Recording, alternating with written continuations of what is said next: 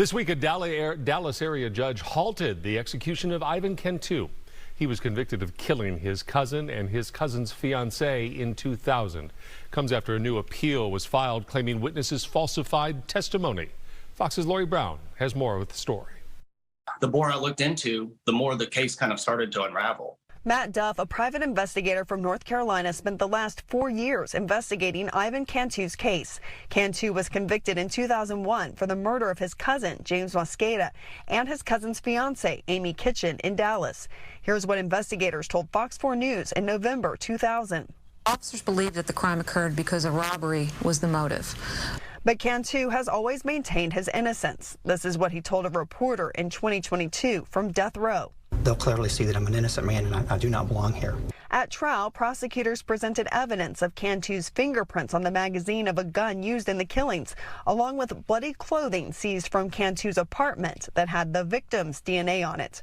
But Duff says one of the key findings he learned in his investigation is that the state's star witness, who is now deceased, lied on the stand.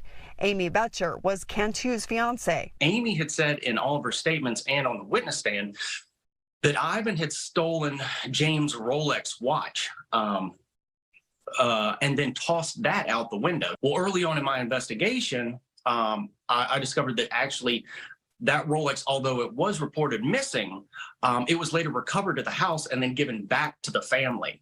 So the families had that Rolex all along. But no one ever figured that out until about 2019 when I started this case. The Rolex was unique because it had an inscription on the back. That means that Amy was inserting details that the cops had and kind of putting those into her statement to make her statement match the crime. And according to a petition for clemency, in 2022, Amy's brother, Jeff Betcher, called the Collin County DA to recant his testimony. He was the only individual that said that Ivan was planning the murders.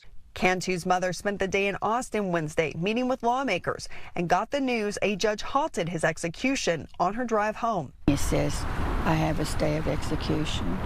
And we were ecstatic, just ecstatic. And I said, oh, Ivan, congratulations. But she knows her son's fight is still not over. Does Ivan deserve a new trial? Yes, he does. He was never afforded a fair trial.